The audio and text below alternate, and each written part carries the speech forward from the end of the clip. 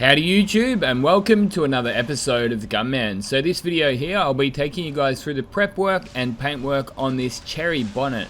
Pretty straightforward job, little job. I do enjoy doing some of these little ones as a bit of a break from the likes of that patrol, but to be fair, I take it as it comes these days. I don't particularly mind doing anything big, small, or in the middle. It's all good, it's all the same to me. As long as I'm in the booth painting shit, I'm happy. I actually don't particularly mind doing the prep work either. So just for context, a job like this, it literally only took me an hour. You smash one of these out nice and fast. So I knew the job was coming in, so I got ahead on the colour while they were pulling the parts off.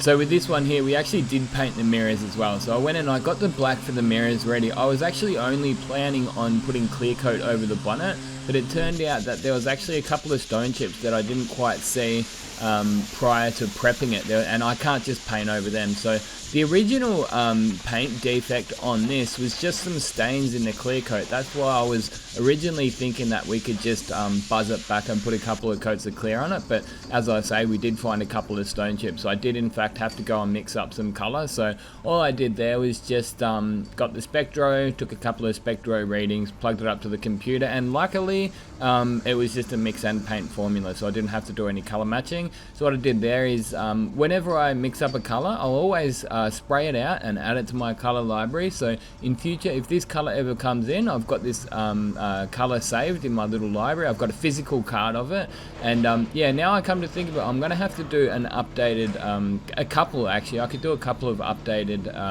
colour matching videos and go through my philosophy on colour matching these days, because it definitely has changed over the years. But either way, I've finished buzzing down that bonnet with some 800 grit and then gone over the edges with one of those 1000 grit pads. Then I gave it a good blow down to clean all the dust off, and just wiping it off with a microfiber cloth.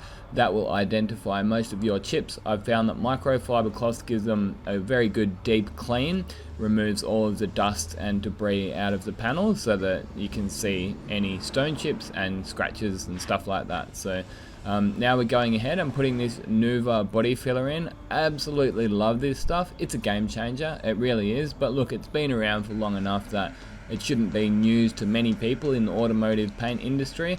And if anybody's out there in the automotive smash repair industry not using it, you really are missing a trick. Even restoration, like man, it's well proven technology by this point. I've actually been doing a little bit of paint work at home, and I've been spraying the doors.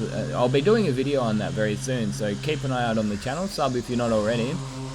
But even on the doors on my house, it's that easy, that fast to get a nice hard cured finish. It's literally 10 to 15 seconds per spot, and bang, you've got far superior than polyester, because there's not going to be any shrink, and the speed is just incredible. You know, one of the only real criticism that people could say is, oh, but those lights are expensive. But in the industry, man, you would pay for that in a week or two. The amount of downtime, or you know, even the product, because what you don't use of the filler you get to put back. But either way, continuing on with the job, we got it into the spray booth and giving it a final prep sol down, or a final wipe down with some nice clean microfiber cloths. I like to do a double wipe with my prep sol, so I'll wipe it off with the initial rag, and then I'll go get another clean dry one and finish wiping it off, just so that you're not left with any sort of a like dry film left on that panel before you go and put your color down. So as you can see, it is super clean. We've got really nice clean panels, clean body, clean gloves. Obviously got my Gunman edition spray suit on, which you should probably get one too. You know, everyone needs one. Of course we do. We all need a Gunman spray suit. There's loads back in stock, by the way. Shameless plug. But either way, giving it a nice tack rag down. These are actually the Merca tack cloths. They're quite similar to the old Colad branded tack cloths, like the waffle. I really like them. Like, they're sort of like a woolly, they give a very good deep clean again as well, similar to those microfiber cloths. And as you'll see at the end of this job, I'm not just talking shit. I am able to get some nice clean jobs, and I'm actually going to do another couple of videos. I'm reinvigorated. I've got so many video ideas in the pipelines, but yeah, like one I'm going to do is how to get a nice clean paint job, and I'll just sort of write down and itemize all the little, you know, the 1 and the 2 percenters that go together to make a nice clean paint job. You know, little things like keeping your spray guns nice and clean, keeping, you know, housekeeping. You probably noticed my spray booth that you don't have rolls of tape sitting on the floor, never leave the airline on the floor.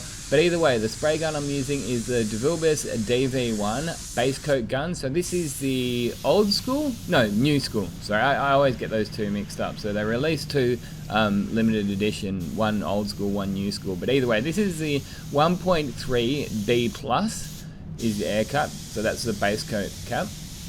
And obviously I'm using the EnviroBase as I usually do, the PPG EnviroBase water-based system, and I'm using it as a 3-coat system. So you probably notice I put my first coat just over the front section there.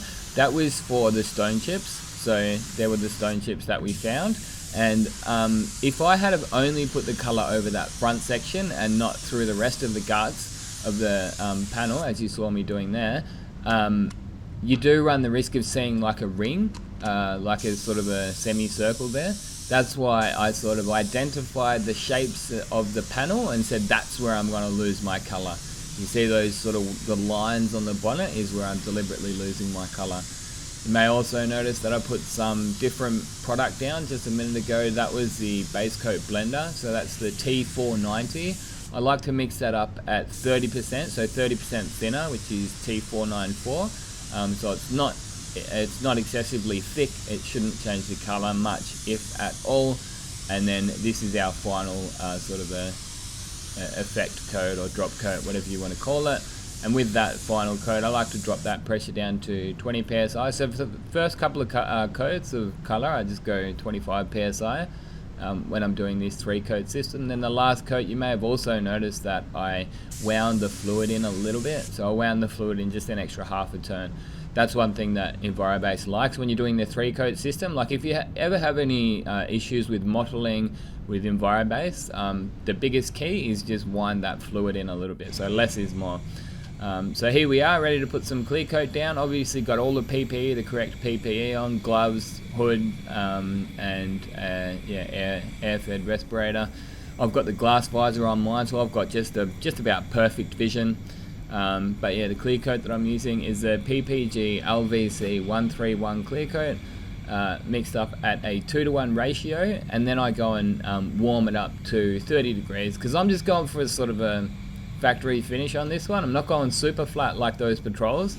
Anyone that's seen me do those patrols will know that I can get some very nice super glassy finishes, but you're not always looking for that. There's no use in making one panel look amazing and then having the rest of the car have a little bit of factory orange peel in it. The idea of what we're doing here is to return the vehicle to well, this wasn't an accident, it was just some damage, pre-damage conditions. So yeah, you want that panel to look right. You want it to look factory. You don't want it to look as good as what you can make it, if that makes sense. Well, I guess the factory finish is the best that you can do, replicating that factory finish. Whereas when you're doing a respray, you've got a bit more of a license to, you know, make it look that little bit better. But yeah, the spray gun again, the DV1, absolutely love my DV1s.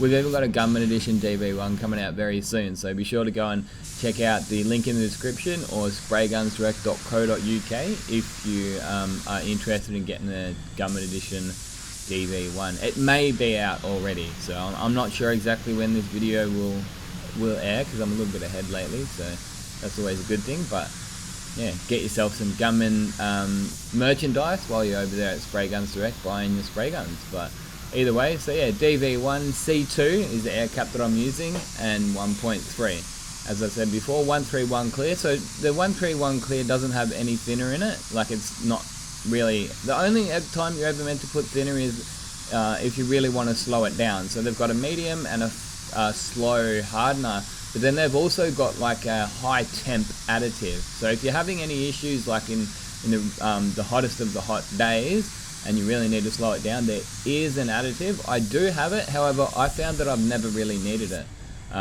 Yeah, so when a new product comes out, I do like to get everything just so I can try it.